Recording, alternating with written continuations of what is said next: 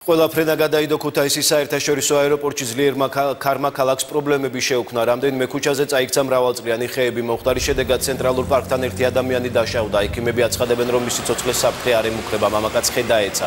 გამსახურდიას ქუჩაზე კი ხის დაცემის შედეგად ერთი ავტომობილი დაზიანდა. საბედნიეროდ მასში არავინ იჯდა. ძლიერმა ქარმა სახურავი გადახედა კადეტთა ლიცეუმის, ყაზარმულ შენობასა და რამდენიმე საცხოვრებელ სახლს. ქუთაისის მასშტაბით მობილიზებული არიან საგანგებო სიტუაციების მართვისა და დასუფთავების სამსახურის თანამშრომლები. მიმდინარეობს ინტენსიური სამუშაოები. ძლიერმა ქარმა პრობლემები შექმნა სამეგრელოს რამდენიმე რაიონშიც. სტიქიამ ზიანი მიაყენა აბაშის, ჭყოროწყუსა და ხობის მუნიციპალიტეტებს. აბაშაში ქარმა სკოლის პირველ საჯარო სკოლასა და სოფელ მადანში საბავშვო ბაღს სახურავი გადახადა. სახურავის გარეშე დარჩა რამდენიმე სახლი ხობსა და ჭალადიდში. ჭყოროწყუს მუნიციპალიტეტის სოფლებს ახუცა და ლესიჭინეს არ მიეწოდება ელექტროენერგია დაზიანდა გადამცემი ხაზები.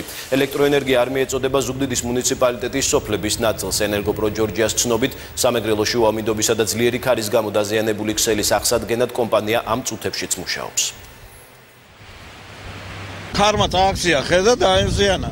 რას დაეცა? მაშინას დაეცა ერთს. ვინმე ხომ არ დაშავდა? არა.